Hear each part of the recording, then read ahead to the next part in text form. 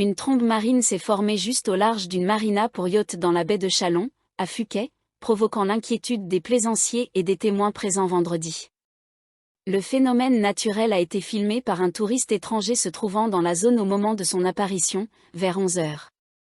La vidéo montre une colonne d'eau tourbillonnante s'élevant depuis la mer, tandis que l'on entend des réactions de choc et de détresse. Bien que l'incident se soit produit à proximité d'une marina accueillant yacht et hors-bord, aucun dégât n'a été signalé, ni sur les embarcations locales, y compris les bateaux de pêche, ni sur les structures en bord de mer. Les autorités ont indiqué qu'elles allaient examiner la vidéo et enquêter sur la situation.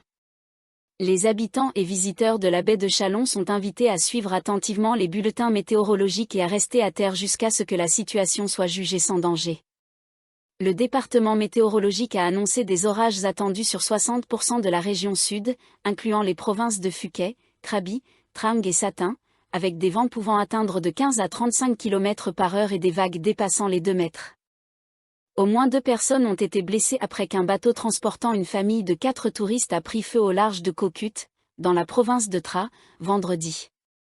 Les autorités provinciales ont été alertées vers 11h40 pour porter assistance, alors que le bateau Aor Subpiti était en flammes.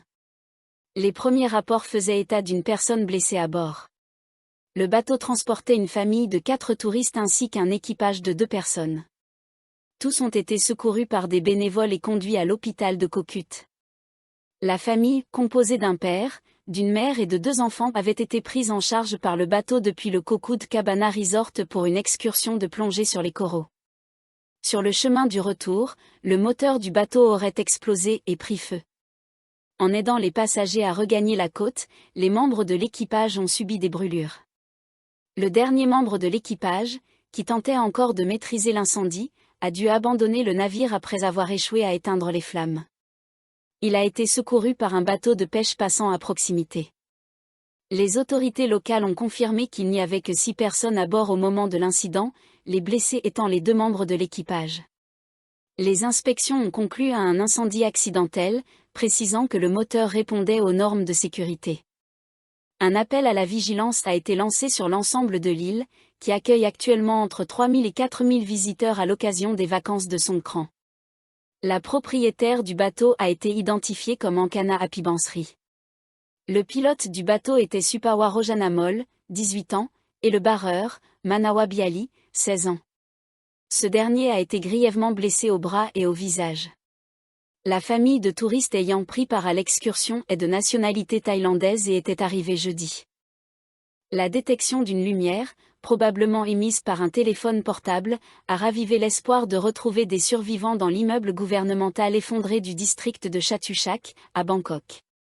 Le gratte-ciel du Bureau national d'audit, SAO, d'une valeur de 2,14 milliards de bahts, s'est effondré en quelques secondes à la suite du séisme de magnitude 7,7 qui a frappé le centre du Myanmar le 28 mars. Pakamol Metepakdi, secouriste bénévole de la fondation Feth Kazem, a déclaré que son équipe avait été alertée à 6 heures du matin vendredi de signes possibles de survivants dans les décombres. Ils ont été informés qu'un signal lumineux, vraisemblablement provenant d'un téléphone mobile, avait été détecté. Selon M. Pakamol, des secouristes opérant dans la zone C, à l'aide d'engins lourds, ont entendu le son caractéristique du démarrage d'un téléphone Android en passant près d'une cavité située dans la zone B. Ce son proviendrait d'un espace d'environ 50 cm, précédemment identifié lors de scans. En approfondissant leurs recherches, les secouristes ont aperçu une lumière blanche et ont demandé une microcaméra à l'équipe USAR, Urban Search and Rescue, qui a confirmé la présence de cette lumière. Toutefois, lorsqu'ils ont demandé à la source de lumière de bouger pour confirmer une présence humaine, aucune réponse n'a été obtenue. Ce n'est qu'en demandant que la lumière soit éteinte puis rallumée qu'ils ont reçu une réponse positive. De nouveaux scans ont ensuite révélé la possible présence de 2 corps humains à environ 1 mètre et 3 mètres au-dessus du sol. Néanmoins, les équipes de secours se sont abstenues, pour le moment, de les considérer comme des survivants. Les bénévoles dégagent soigneusement les débris à la main et utilisent une pompe pour injecter de l'oxygène dans la cavité.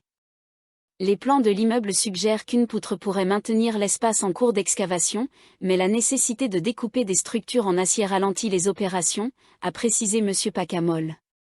Les secours recherchent encore 67 personnes portées disparues depuis l'effondrement, qui a fait 27 morts et 9 blessés, selon le dernier bilan fourni vendredi par l'administration métropolitaine de Bangkok, BMA.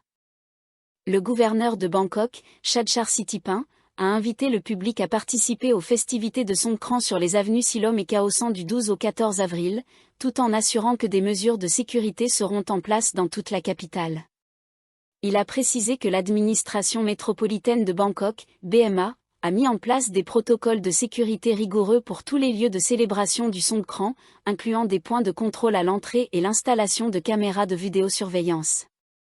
Dans les zones très fréquentées comme Khao San et Silom, les mêmes mesures qu'en 2024 seront appliquées, notamment des entrées à sens unique, avec la présence de policiers au portail et au point de contrôle. M. Chadchar a également indiqué que la rue Khao San fera l'objet d'une surveillance renforcée grâce à l'intelligence artificielle, IA, incluant la reconnaissance faciale et l'analyse de foule via CCTV, afin d'aider à localiser les personnes disparues et les objets perdus. En faisant référence au séisme du 28 mars, il a souligné que le Songkran de cette année est une occasion pour Bangkok de démontrer sa préparation et son engagement envers la sécurité publique. Il a ajouté que, malgré les vacances, les équipes de la BMA poursuivront les opérations de secours sur le site de l'immeuble effondré du Bureau national d'audit dans le district de Chatuchak.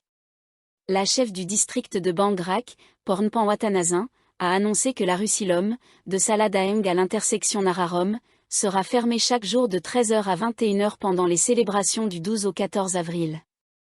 La fermeture s'étendra de la route Rama 4 à Naradiwar à Janagarindra. Elle a précisé que les vendeurs de rue ne seront pas autorisés à occuper les trottoirs, avertissant qu'aucune exception ne sera tolérée. Les contrevenants seront poursuivis selon la loi de 1992 sur le maintien de la propreté et de l'ordre public. Le vice-gouverneur de Bangkok, Sanon Angsrangbun, a ajouté que la BMA a désigné 196 sites à travers la ville pour célébrer le Songkran. Parmi les temps forts, le Festival mondial de l'Oma à Songkran 2025 sur la place Sanam Luang, ainsi que des événements à Icon Siam, Siam Center et Samyang Midtown. Pour garantir des festivités sûres et agréables, la BMA a lancé la politique des 5 interdits, pas de pistolets à eau surdimensionnés, pas d'alcool, pas de tenues indécentes, pas de poudre de talc et pas de gaspillage d'eau. Par ailleurs, la première ministre Paetongtarn Shinawatra a présidé la cérémonie d'ouverture du festival de Songkran de King Power en Niam. Elle a encouragé les Thaïlandais à faire du festival une vitrine du soft power national afin de renforcer le potentiel économique du pays.